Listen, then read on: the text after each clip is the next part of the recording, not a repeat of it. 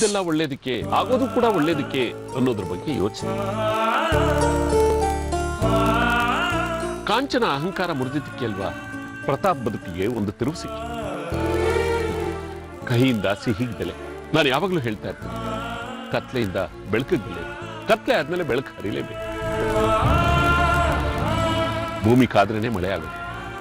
ನಿಮ್ಮ ಜೀವನದಲ್ಲಿ ತುಂಬಾ ಹತ್ತಿದ್ದೀರ, ಆದ್ರೆ ಇನ್ನು ಮುಂದಿನ ಜೀವನ ನಿಮ್ಗೆ ಏನಗೂ ಕೊಡುತ್ತೆ. ಯೋಚನೆ ಮಾಡಿ. ತುಂಬಾ ಥ್ಯಾಂಕ್ಸ್ ನಂಜುಂಡವ್ರೆ.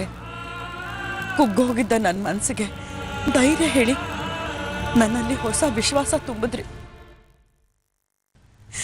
ಸುಶೀಲ್ ಬಗ್ಗೆ ನನ್ನ ಮನಸ್ಸನ್ನ ಬದಲಾಯಿಸಿದಿರ.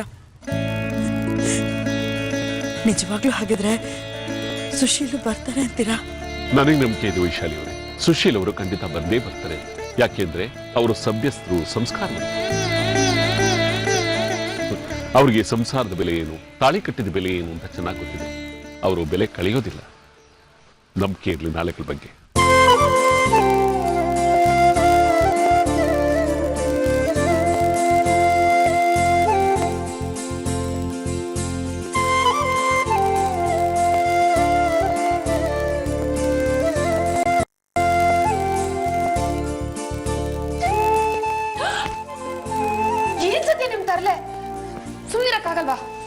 ನಾನು ಸುಮ್ಮಿದ್ರು ವಯಸ್ಸು ಸುಮ್ಮಿರ್ಬೇಕಲ್ಲ.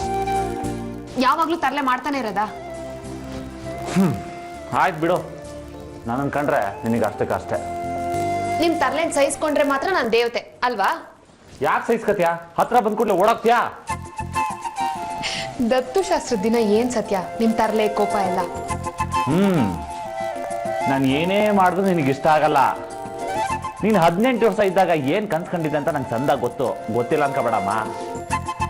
ಅದೇನ್ ಗೊತ್ತಿದೆ ಹೇಳಿ ನೋಡೋಣ. ಸುಮ್ನೆ ಮಾತಿಗೆ ಅನ್ಬಿಡೋದಲ್ಲ. ನನ್ನ ಬಗ್ಗೆ ನನಗ್ ಗೊತ್ತಿಲ್ಲದಿರೋದು ನಿಮ್ಗೇನ್ ಗೊತ್ತಿದೆ ಹೇಳಿ. ರಾಜ್ಕುಮಾರ್ ಮದುವೆ ಆಗ್ಬೇಕು ಅಂತ ಅನ್ಕೊಂಡಿದ್ದೆ, ಅದ್ರ ಡ್ರೈವರ್ನ ಮದುವೆ ಆಗ್ಬಿಟ್ಟೆ. ರಾಜ್ಕುಮಾರ್ ಎಲ್ಲಿ, ಡ್ರೈವರ್ ಎಲ್ಲಿ? ಕುಕ್ಕರ್ ತಗೊಬೇಕಂತ ಹೋಗಿ ಚಮಚ ಅಂತ ಆಡಂಗಾಯ್ತು. ಡ್ರೈವರ್ ನಾಟ್ ಸುಟ್ಟು ಸಾವಿತ್ರಿ. ಯಾಕೆ ಸತ್ಯ ಏನೇನೋ ಮಾತಾಡ್ತಿದ್ದೀರ? ಜೀವನದಲ್ಲಿ ಆಸ್ತಿ ಅಂತಸ್ತು ಕೊರತೆ ಇರ್ಬೋದು, ಆದ್ರೆ ನಿಮ್ಮನ್ನ ಮದುವೆ ಆದ ದಿನದಿಂದ ಒಂದಿನಾನು ನನಗ್ ಪ್ರೀತಿ ಕೊರತೆ ಆಗಿಲ್ಲ. ಆಸ್ತಿನ ಕೊಂಡ್ಕೋಬಹುದು, ಪ್ರೀತಿನ ಕೊಂಡ್ಕೊಳಕ್ಕಾಗತ್ತ? ಒಂದು ಹೆಣ್ಣು ಬಯಸೋದು ಅದನ್ನೇ. ನನ್ನ ಗಂಡ ತನ್ನ ನೆರಳನ್ನು ನೇವರಿಸ್ಲಿ ಅಂತ ಪ್ರೀತಿನ ಬಯಸ್ತೀನಿ ಹೊರತು ಕರ್ಗೋ ಆಸ್ತಿನಲ್ಲ. ನಿನ್ನ ಮಾತಿಗೆ ಏನು ಹೇಳಬೇಕು ಅಂತಾನೆ ಗೊತ್ತಾಗ್ತಿಲ್ಲ.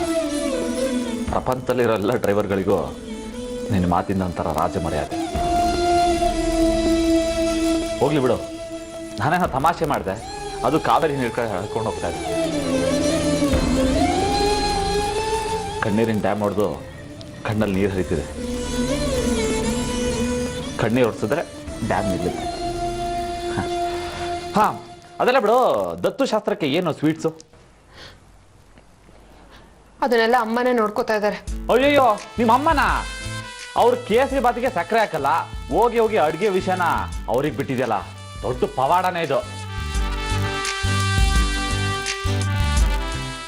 ನಮಗೇನು ಸ್ವೀಟ್ ಇಲ್ವಾ?